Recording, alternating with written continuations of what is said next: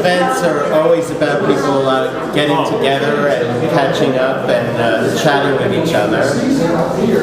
And I hate to bring it to a close, but I just want to open up this lecture and say a few words.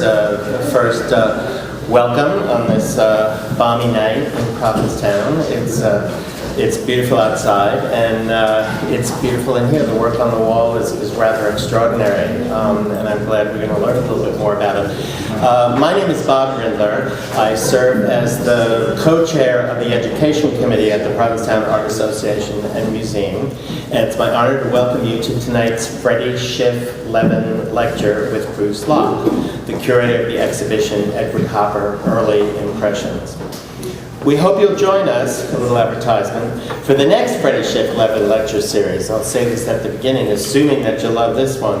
At PAAM on Tuesday, July 13th at 7 p.m. on the artist Jack Torkoff, in conjunction with the exhibition Jack Torkoff Against Extremes, presented by curator Jason Andro. And please make sure you get a little a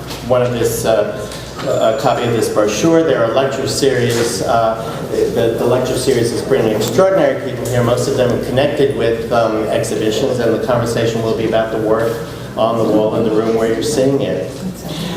This lecture series was begun in 2003 in honor of the artist Freddie Schiff Levin, who was a member of Provincetown's arts community from the 1960s until her passing in 2002.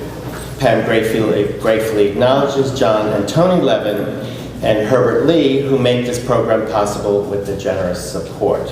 We'd also like to thank Angel Foods. We also always have to thank Angel Foods for their continued support, and make sure if you haven't done so, you help yourself to refreshments on the way out while you're chatting.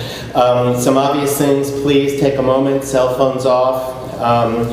No liquids in the gallery. I hope somebody stopped you before you came in. If not, Chris is in the back. You know, hide it under your seat quick. And I should also explain that we're taping the lecture, so although the taping is happening mostly to the back of your head, if you say something, you probably will be taped, and if that's a problem, we should know about it. So now on to tonight's presentation, Edward Hopper, Early Impressions, a lecture with exhibition curator Bruce Loch. The art historian and curator Deborah Lyons describes the celebrated American artist Edward Hopper as a painter of Spartan canvases that reflect the emptiness and sometimes the almost heroic plainness of modern American life. Hopper's work can evoke in the viewer's imagination scenes of great drama and longing. The Provincetown Art Association and Museum is pleased to present the exhibition, which provides a rare opportunity to view a collection of works on paper created by Hopper as a student and at the start of his career. Much of the work you see in this gallery tonight had remained in the artist and his wife Josephine's private collection until her death in 1968, and has never been publicly exhibited. It will be on view through July 4th and is accompanied by an illustrated catalog that can be purchased in PAAM's bookstore. It's a great catalog. I think it's a wonderful record of the show, and beautifully put together and written by Bruce. As well as serving as the curator for Edward Hopper, Bruce Loch is the president of Loch, Elsenbaumer, Newton and Company, an accounting and business consulting firm located in Allentown, Pennsylvania. Bruce and his wife Pam developed an interest in fine art in the late 1990s, first with surreal works of art by René Magritte, Giorgio Chirico, and Salvador Dali, and then into three-dimensional glass sculptures by world-renowned artists like Dale Chihuly, Lino Tagliapietra, William Morris, Dan Daly, and Martin Rosal. In 2002, they moved into 20th century works on paper. American artists such as Edward Hopper, Oscar Blumner, Robert Henri, and Henry Bortoya, and their private collection now comprises more than 300 paintings, sculptures, and original works on paper by many world-renowned artists. They continue to visit museums, galleries, and fine art fairs in order to learn more about the world of fine art and the curators, artists, dealers, and collectors that make collecting such a fascinating hobby. Their motto is, one should never stop learning. Please help me welcome Bruce Loch.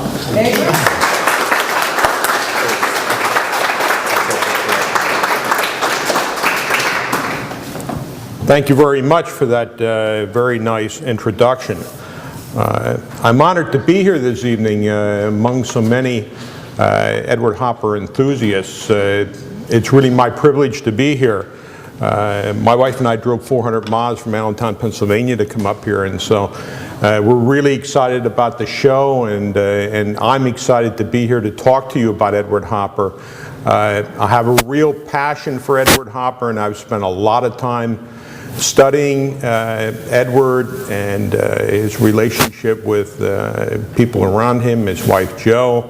Fascinating fella, he really was. And I titled this lecture after the title of the show that we're having here at PAAM, and that is Early Impressions. And I'm going to talk to you mainly about his academic years because a lot of people think of Edward Hopper and they think about him in terms of the paintings he did, and particularly the paintings in the 30s, 40s, 50s, and 60s.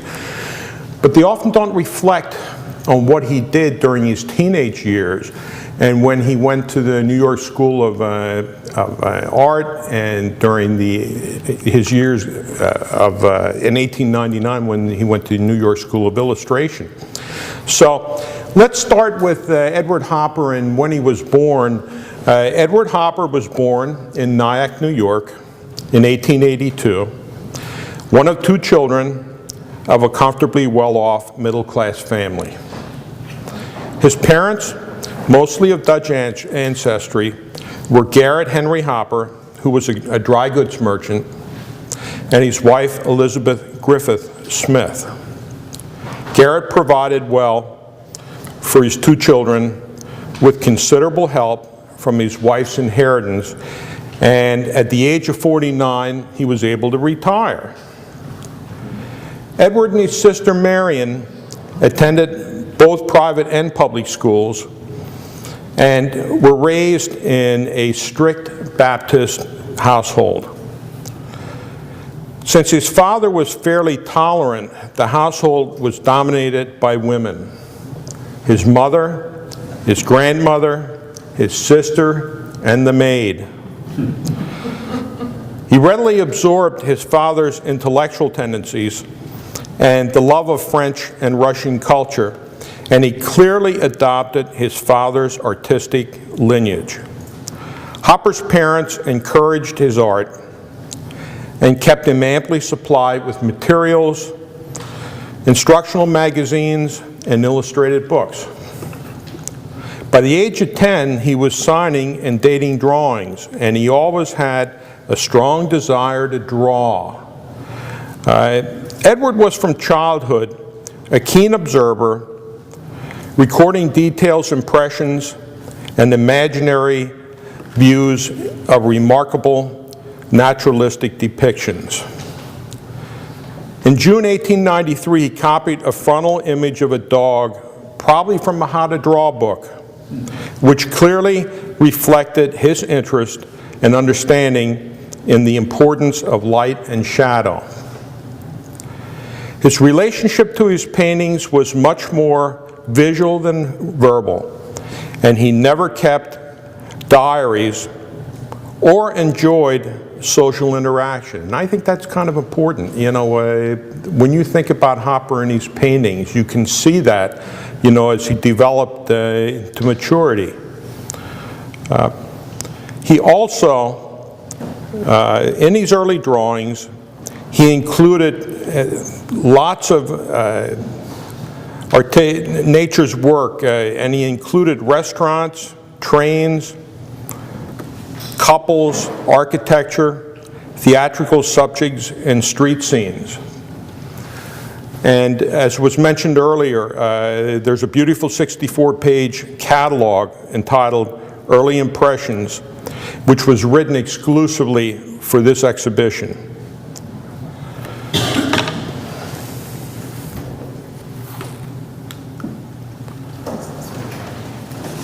Let's go to the first drawing, which is titled Street Scene with Barbershop, which is on pages 14 and 15 of the catalog. Here Hopper displays his early interest in geometry and architectural motifs. capturing the essence of the city street with a minimal amount of detail.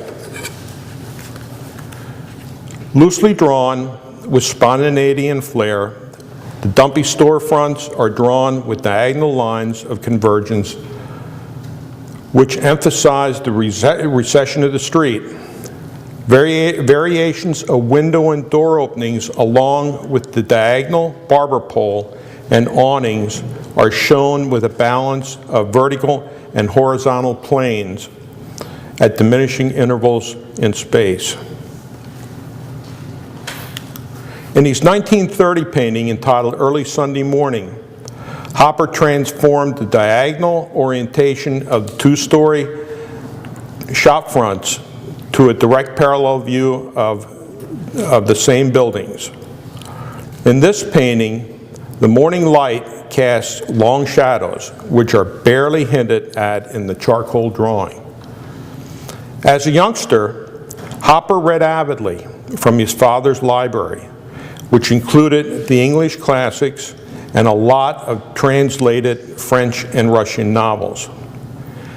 The elder Hopper was concerned that his son spent too much time in solitude, and he encouraged his teenage son to break away from the books and go outside into the fresh air. He even bought him wooden tools so he could build a sailboat. Hopper's fascination with architecture developed from his youthful ambition to become a naval architect.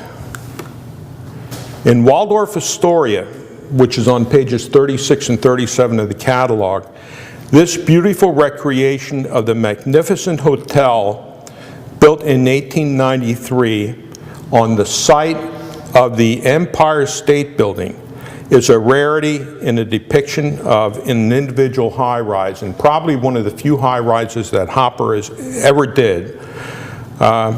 Give you a little bit of history on this Waldorf Astoria. William Waldorf Astor built the Hotel Waldorf on the side of his mansion at 34th and 5th by demolishing the home, the huge mansion that he had, which was next door to his overbearing aunt. She responded by tearing down her home and building the Astor Hotel in 1897. And what happened then is they decided to connect the two, so they put a passage between the two, and that's how it became the Waldorf Astoria. So the two hotels had 1,000 rooms when it opened in 1897, so it was like one of the most beautiful hotels of its time.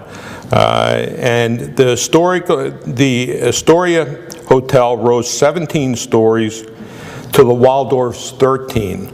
So here you have a tremendous recreation by Edward Hopper, having seen it before it was torn down in 1930 so they could build the Empire State Building. So this is a fabulous, fabulous drawing.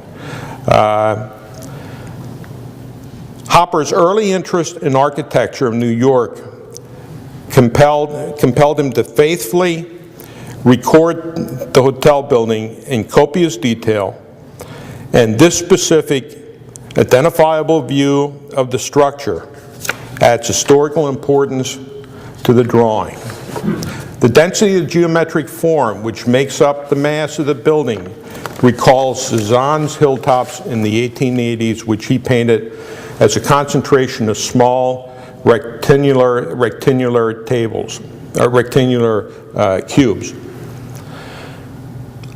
Hopper's affection for design and architecture is also evident in his drawing The Ivory Booth, which he did in 1897 when he was 15 years old. That's on pages 34 and 35 of the catalog, and it's also on the cover of the catalog.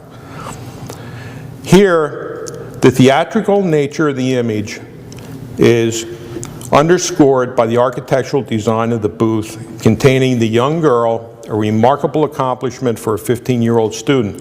The stage character of this structure, with its parted side curtain and arch-like openings, suggests an intriguing story which is not specifically revealed. Thus, the girl herself, who is positioned to display and sell a commercial product, takes a secondary importance relative to the architectural setting.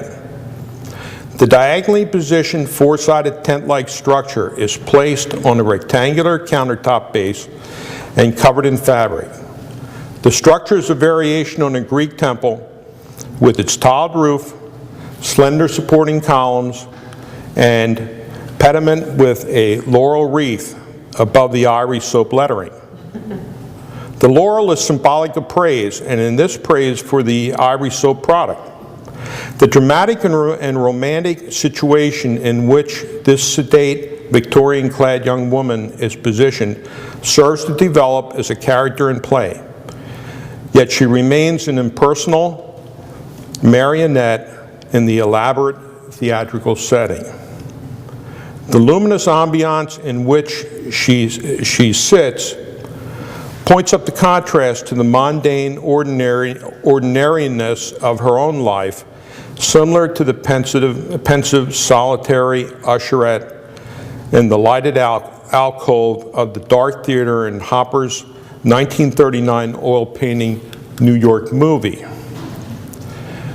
The darker messages in the drawing take on a velvety surface quality, underscoring the tonal element which is achieved through the precisely ordered linear hatchings. From his home, he had a clear view of the Hudson River, and during his boyhood in Nyack, Nyack was a prosperous port town, thriving in shipyard building and racing yachts. He was fascinated by the boats that traveled up and down the river, and he developed a lifelong interest in the sea and nautical life.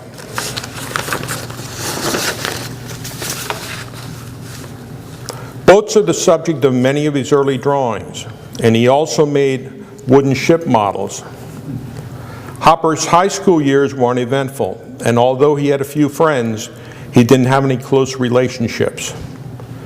As an avid reader of French and Russian novels, one of Hopper's recurrent themes is the military. In Alone, which is dated 1898, you got to remember he was 16 years old when he did this drawing. This is on pages 24 and 25 of the catalog. It's also on the back cover of the catalog. Hopper isolates a veteran foot soldier of lower status whose glory days in the military are behind him. Despite his shabby garb and bare feet on the hot desert sands, he retains his erect posture and dignity as he diligently performs his sentry duty.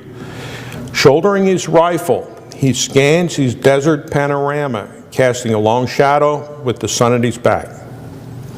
In front of his feet are a few spindly desert plants popping up out of the sand, indicating the tenacity of life under harsh conditions in which the old trooper gives living, breathing testimony. Rising on the horizon in the back of him are the three ancient pyramids of Giza, casting their funerary shadows in his direction. Further, Hopper's continuing interest in Napoleonic wars is evident in his sketch, Russian Lancer. This is dated 1899, so now he's 17 years old. This is on pages 40 and 41 of the catalog. Napoleon invaded Russia in 1812 with an army of 600,000, but even he couldn't overcome the Russian winter and an enemy that left behind no supplies or protection. By the time Napoleon's starving, freezing army crossed back into France, his ranks had been reduced to no more than 10,000 soldiers. In this sketch, Hopper depicts a Russian lancer, possibly resting after Napoleon's retreat. By the spring of 1813, Russia, Prussia, Britain, and Sweden allied together. And by the spring of 1814, Napoleon was forced into exile. He escaped for a short time and was finally exiled to an island in the South Atlantic.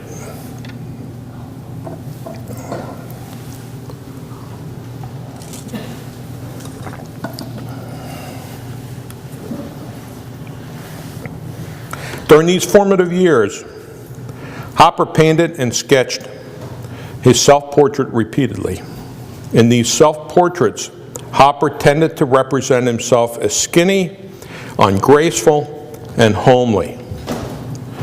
Though tall and quiet as a teenager, his prankish sense of humor found outlet in his art.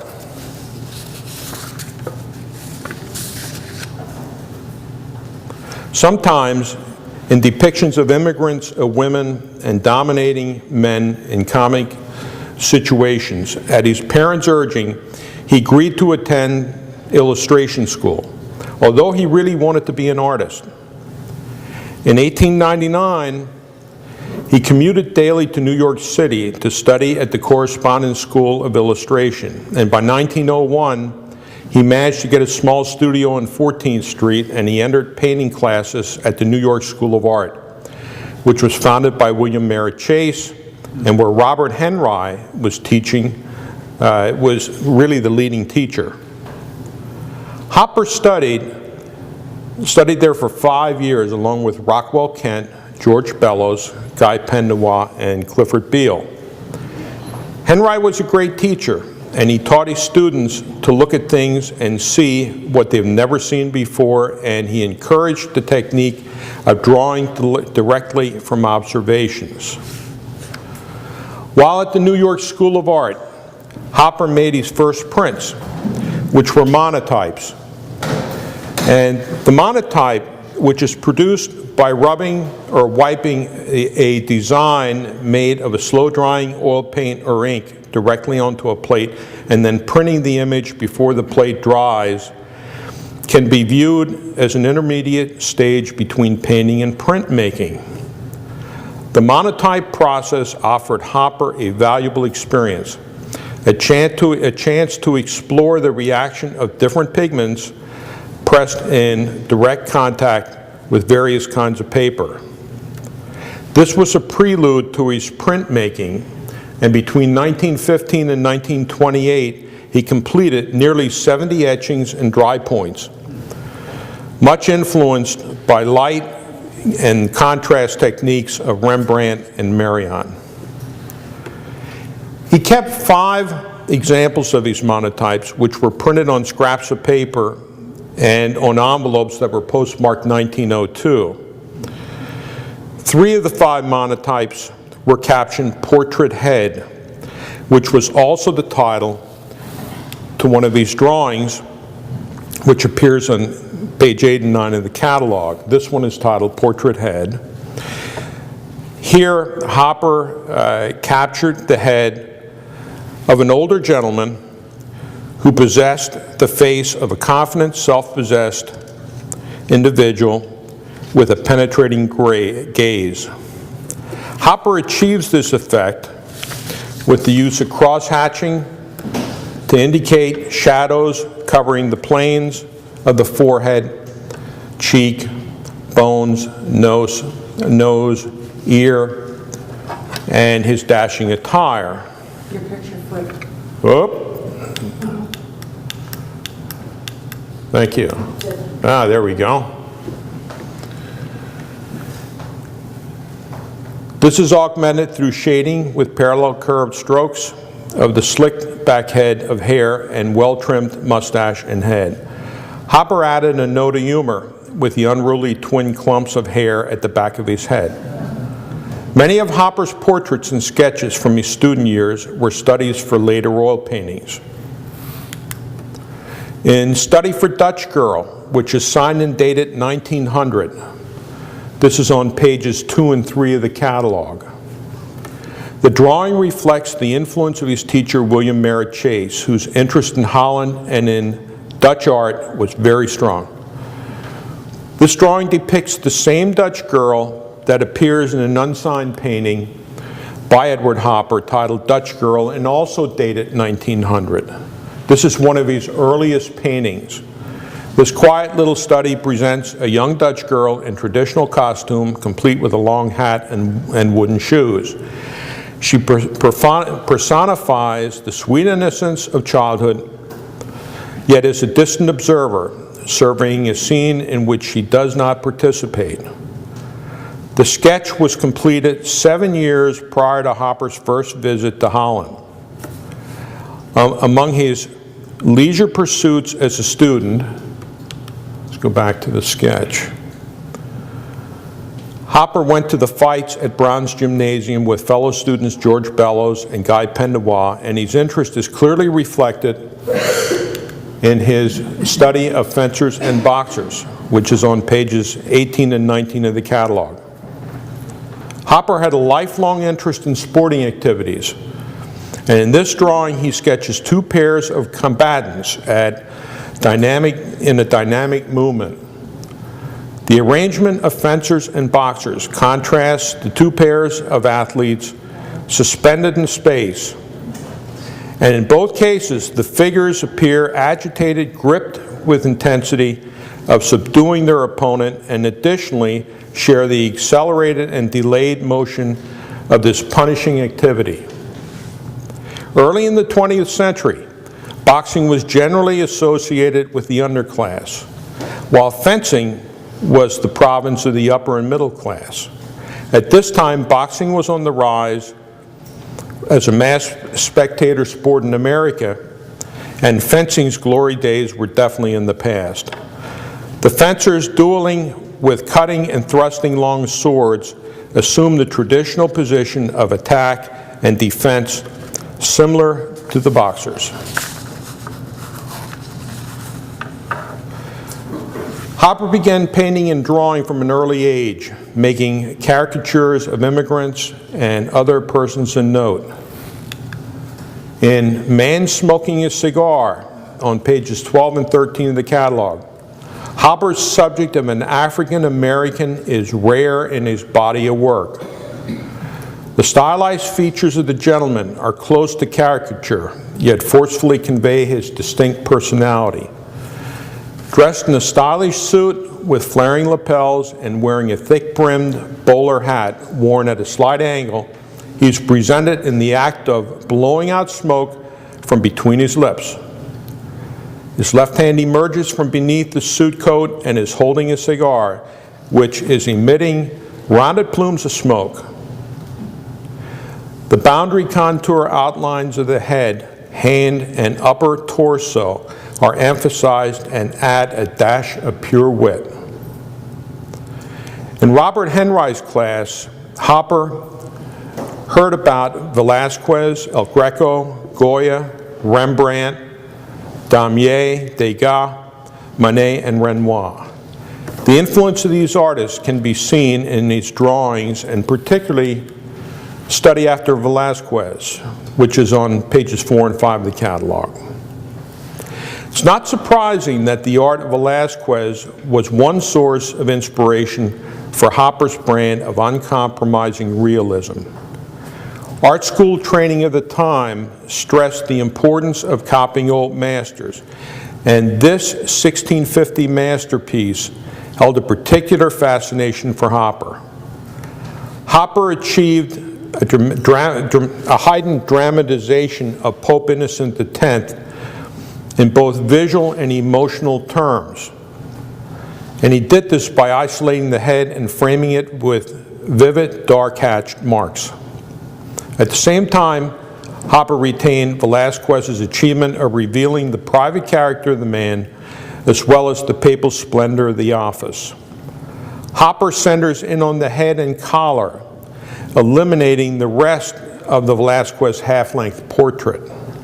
In 1965, the British painter Francis Bacon completed more than 40 studies of the Velázquez subject, but his concern was more with the dynamics of the figure rather than the character of the face. Henry encouraged his students to read and to attend theater and to engage in discussions on such writers as Eugene Sue, Verlaine, and Baudelaire. Hopper also liked Kenneth Hayes Miller, his other teacher at the New York School of Art. Miller taught his students to focus on a consideration of the picture the plane, spatial organization, and the modeling. Kent later compared the three teachers with whom he and Hopper had studied, saying that Chase had taught them to use their eyes, Henry their hearts, and Miller their heads. Kent stressed Miller's emphasis on the importance of style. The tradition of making copies of well-known masterpieces by young art students dates back to the 18th century. This practice continued well into the early 20th century, and Ed Hopper was no exception to this regard. If you look at Couple, which is on pages 46 and 47 of the catalog, this is a rather unique piece for Edward Hopper. You're not going to find many pieces like this. But he copied an 1882 painting titled Wedded, which was painted by the Victorian master, Lord Frederick Leighton. Frederick Leighton may actually have taken this from a print reproduction of the work. Wedded was one of the first of Leighton's paintings to be reproduced as a print. The touching image remained popular and widely known well into the 20th century, and was even used as a 1932 cover illustration for the sheet music of Franz Liszt's Liebesstraum. The subject of the original painting, however, is Italian, and several of Leighton's earlier works served as a basis for the painting, including a young Greek girl he drew on a trip to Damascus, and a landscape painting he made in a journey through the Alps. In the years before Hopper made an etching in the years before he married, Hopper made an etching of a similar vein, and this is the etching Les Deux Pigeons. The print depicted a couple passionately embracing, observed by a waiter voyeur in a French outdoor cafe. In this etching and in the ink drawing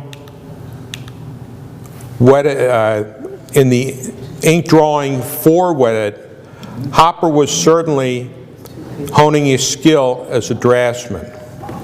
The study is remarkable in its accuracy and precision, particularly for a young art student. Unlike his pencil sketches, this ink and gray wash study left no room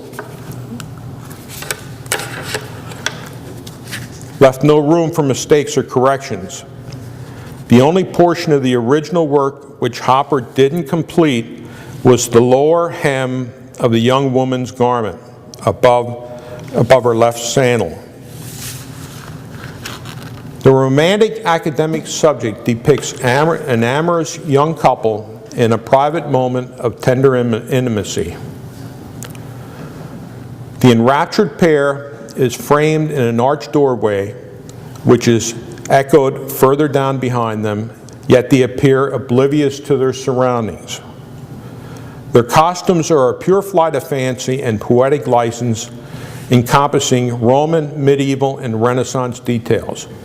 The painting itself has been in the permanent collection of the Art Gallery of New South Wales in Sydney, Australia, since the year it was completed by Lord Leighton in 1882. By 1905, Hopper had so impressed his teachers with his abilities that he was hired to teach an all-day Saturday class in life drawing, painting, sketching, and composition. Hopper's fellow students were also impressed with his talent, and later Rockwell Kent referred to Hopper as the John Singer Sargent of his class. By 1906, Hopper had already started to work part-time as an illustrator at C.C. Phillips and Company, a New York advertising agency founded by Cole Phillips, who had attended the New York School of Art during 1905. Hopper produced cover designs in watercolor ink on illustration board, which were traditional in concept and execution. But he was restless and dissatisfied. Like many of Henry's students, he began to feel like he should travel to Europe to see the works of the great masters firsthand. In October 1906, with some financial support from his parents, Hopper traveled to Paris. He remained in Europe until the following August, and at 24 years old, when Hopper arrived in Paris, ambitious to be an artist, he was full of curiosity. He managed to look up friends from the New York School of Art who also lived in Paris, Patrick Henry Bruce and his wife Helen Kibbe. Although little is known of Hopper's romantic life, he married in 1924, and he married Josephine Nevinson, who was a painter herself and a source of inspiration for Edward. Throughout the 43 years of marriage, Jo was the object of Hopper's romance, his wit, and his partner in intellectual and literary pursuits. She faithfully encouraged him, keeping precise records and protecting him from curious journalists. But she resented the fact that after their marriage, her own painting commanded much less attention than it previously had. Although she occasionally showed in group exhibitions, her ambition as an artist remained unfulfilled, and this complicated the relationship between her and Eddie. She repeatedly embarrassed him, for example, by submitting her own paintings to jury exhibitions where Ed was on the jury, and sometimes her work was rejected. He and she were opposed to each other in temperament, and they were a constant source of strife and dismay to each other. Opinions are much divided as to her role. One viewed her role that Mrs. Hopper persecuted her husband. Another claims that she was a source of inspiration and ambition. Hopper died May 15, 1967, at 84 years of age, shortly followed by his wife in 1968. His entire personal collection was donated to the Whitney Museum of American Art. Hopper's legacy exists in the timeless yet nostalgic clarity of his compositions. His career is distinguished by the American land, its people, and its vernacular architecture. Using traditional brushwork, he brought atmosphere and unglamorous truth to these modern scenes of everyday life that remain endlessly fascinating, making Hopper the quintessential American artist. Hopper spent nearly 40 of his 84 summers in Truro, the rolling, lightly populated stretch of the Cape between Provincetown and Wellfleet. Together, these three communities comprise the Outer Cape, lands that, while connected to the mainland, have long served as a haven for those seeking something different. The Pilgrims who landed in Provincetown in 1620 gave way to 19th century whalers and then to the artists and freethinkers who began spending all their time in Provincetown nearly a century ago. Edward first visited the Cape in 1930. In 1934, he and his wife Josephine built a modest summer house, a classic Cape, but for a huge north-facing window. On a sand bluff, the house overlooks nothing but Bearberry, Broom, Crowberry, dune grass, and an empty stretch of Fisher Beach. Over the decades, as his work developed, Hopper returned each year to this simplicity. Old wooden houses in an open landscape of beach, heath, and woodlot. Hopper's Truro paintings, especially from the 30s, outline an important crossroads in his work. Isolated buildings and broad vistas are meditations on form and color that steer toward the abstract while remaining figurative. But looking for Hopper's vistas in Truro can be challenging. The Cape was originally forested, but had been denuded by settlement. Hopper painted at the end of a treeless era. Since then, pines and oaks have grown lustily, filling the landscape with dense green. Canvases like High Road, which was painted in 1931, feature angular roofs as blocks of color against the soft but vivid images of the scenic landscape. But today, that stretch of Route 6A is a leafy, darker, and more comfortably familiar.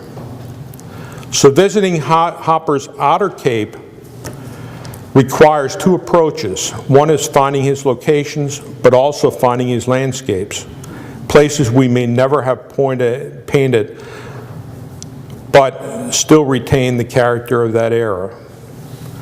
Though Hopper almost never painted the vista from his studio, the so-called Hopper landscape, the view from his studio window retains the openness. In 2008, ground was broken for a trophy house in the Hopper landscape, and the controversy surrounding this case study of the Outer Cape's modern dynamics points to the fact that second homes are built and the bucolic landscape undergoes change. Development is guided by an unwritten understanding of what is appropriate here.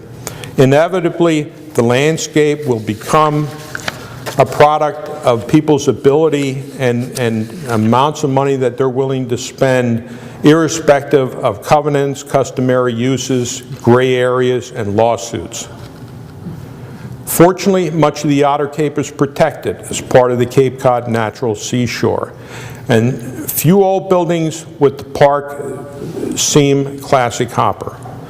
The wooden tower of the old Harper Life Saving Station at Race Point pokes above a sand dune, misted with grayish-green of beach grass. On a summer evening, the luminous sky traces the blocky, weathered wood building with bands of soft blue, salty gray, and creamy tangerine. The building, which dates back to 1897, was moved to that particular spot only in 1977, a decade after Hopper's death. Otherwise, there's no way he could have missed it. The Provincetown Art Association Museum was established in 1914, just 16 years before Hopper visited the Cape. So it seems fitting and appropriate to honor one of America's greatest artists of the 20th century in what can rightfully be called Hopper country. I want to personally thank Christine McCarthy, the Executive Director of the Provincetown Art Association Museum, and all of her colleagues for the opportunity to honor the past and exhibit these one-of-a-kind original works of art. Edward Hopper is truly an American icon. Thank you.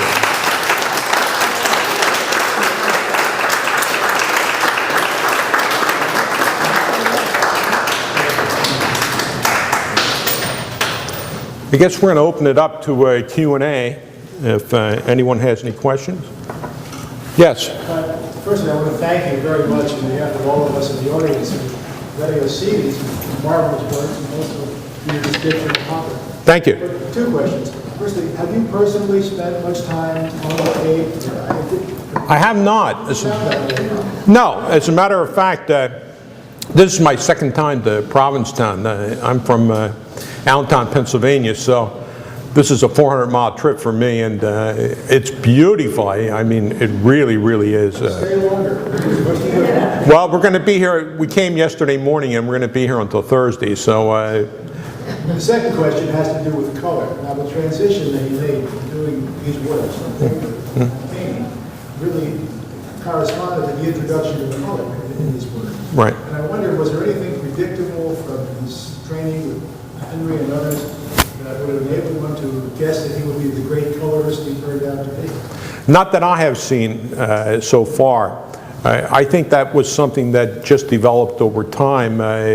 I don't know if you've ever been to the Whitney and looked at the paintings that he did when he was in Paris, but the paintings that he did in Paris weren't particularly good paintings. but I think they were his first attempt at trying to develop some form of color. And he didn't really get into his stride until he was in his 40s. So it took him a while to mature and develop from doing drawings and etchings and dry points to where he was starting to do watercolors and then doing oil paintings. So he matured a lot later than many artists. He was in the outer cave at the same time as one of the great colorists of the century, Hans Hofmann. Yes, as a matter of fact. I don't imagine they had too many conversations. I doubt it, only because he didn't have conversations with too many people, but that would have been a great relationship to have. That's a great parallel, it really is. Yes, anybody else?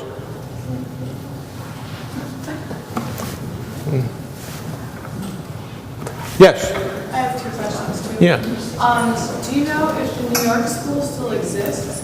I feel like I don't. If it does, it might have changed names. Don't forget. it might be Parsons today. I'm not 100% on that. You know what? I'll check that. That would be interesting to know. I'm glad you brought that up. I go to Parsons. So Oh. Well, you know what?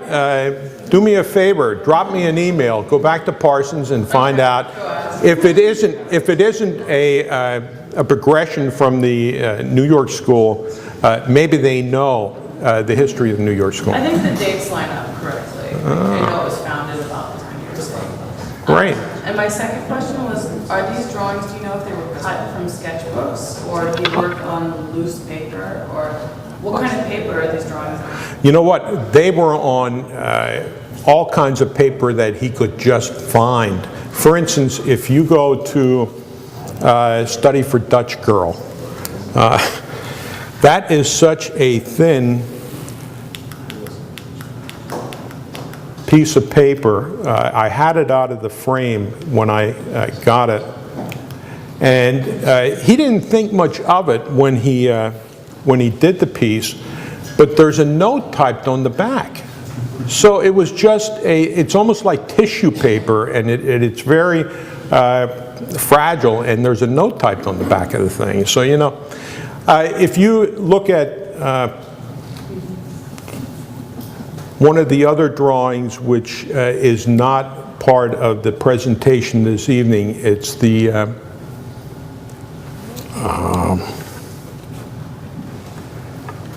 woman in the fur coat. Yes. The NYU Yeah, student. the NYU student. That was done on some type of a bag. You know, he took I think he just cut out a bag and did the drawing on it. So, you know, Hopper just gravitated toward whatever he could find. You know, and number one, it was cheap, and he was cheap by nature, you know. So I think he took whatever he could find and he drew on it, which was very interesting. If he valued these so little, how did they get preserved? Well, what happened is they were loosely laying around the apartment in Washington Square when he died. Okay. And so at the very end, Mrs. Hopper, Joe Hopper, didn't think anything of them. And she said to Reverend Sanborn, listen, you know, I'm going to throw these out. If you want them, you know, take them. So she gave like 300 of them to him. And the house that they had here on the Cape was given to another family which had been close friends of the Hoppers, and that was the Schiffenhaus. Was given to the Schiffenhauses, you know, and that was loaded with drawings, and they also have some very valuable drawings, 22 of which were sold in 2005 at a sale in New York City for prices of $150,000 to $300,000 each. So There's no idea how many sketches he might have thrown away. that's right. I think during his lifetime he probably discarded, you know, thousands of them because he loved to draw, you know, and he'd draw for some of his paintings he did 40 studies. Wow. So, you know, I'm sure he drew thousands of sketches during his lifetime, of which by the time he died there might have been 500 left. But his wife didn't think anything of them. She was going to throw them out if somebody didn't take them. So it's wonderful that they've been preserved. When you look at them and you see most of these are more than 100 years old, that's quite something. Yes? I actually had a question about this image, the following slide. Could you go to the next slide? You mentioned that painting was done much later, and I don't remember if you... That painting was done the same year he did the sketch. Oh, okay. Yeah, it was done in 1900. This is one of his earliest paintings. It's not very good quality either. Well, at first I thought it was out of focus, but No. it's clearly done so loosely and soft focus. That's right. I love it. I think it's a wonderful, energetic, loose... But it's really his, probably one of, no, it's not his first painting, but one of his first And paintings. is it on paper or on canvas? You know what, I'm not sure. It just, because it also looks like a sketch. You know what, it is a painting though, it's an oil, and I'm not sure if it's on canvas or not. I should know and I don't remember. Yes? Now, you didn't bring up as much as I thought you would about the gentleman you got these from. Their minister, Reverend Sanborn, very key element in their life. no question about it. His opinion of what really happened in their life is one of the best lectures I've ever heard dealing with Hopper. Well, he certainly knew a lot about the entire Hopper family, you know, and he was the minister at the church in Nyack that the family belonged to before Edward was born. And so that's that's a story for a complete lecture in and of itself. And in fact, I think the Hopper House next year is having a 40th anniversary down in Nyack. And I believe they're doing a separate lecture on Reverend Sanborn there. They're now in the process of formulating the summer of 2011. So keep that in mind. Go online to the Hopper House Museum. They're now in the process of getting ready for their 40th anniversary, summer of 2011. Yes? You mentioned about the dating, signing and dating. Is it possible that that was done later, or Which? This one? all of them? You mentioned, you know, that the early work, you mentioned earlier something about his dating and signing things at a very early age. Most of them we can identify the dates. A few we can't, but you know they all look similar in terms of time period. So we all believe they were somewhere between 1897 and 1906. I don't think they were done any later than that. And you believe that he dated and signed them when they were done, rather than Well, back later? Or he didn't sign all of them, and he didn't date all of them. For instance, Street Scene with Barbershop is unsigned. You know, because in those days, you know, not every artist signed their paintings, their drawings, whatever they were doing.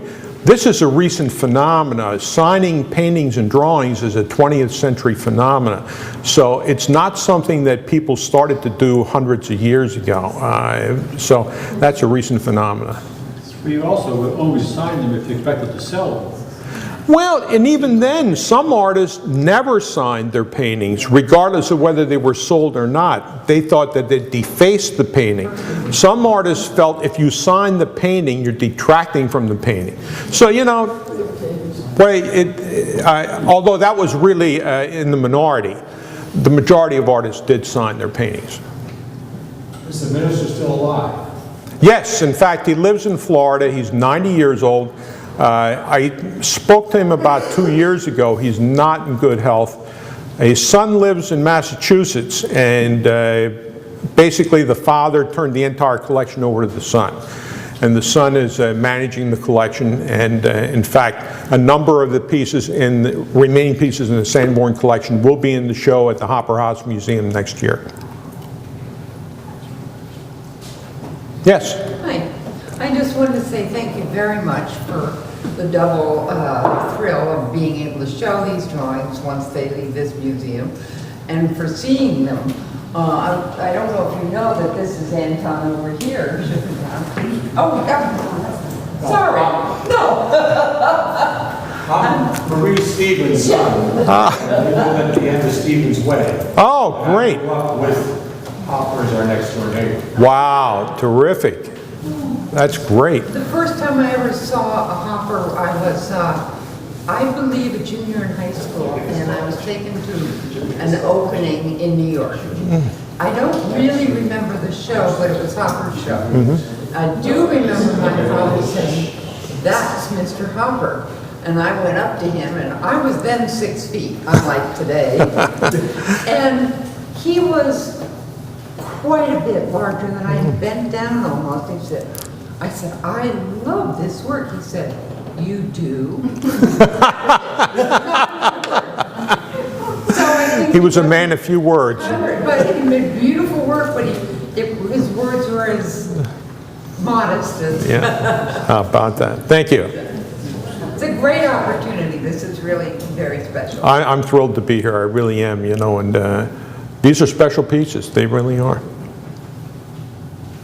Any more? Not, thank you very much.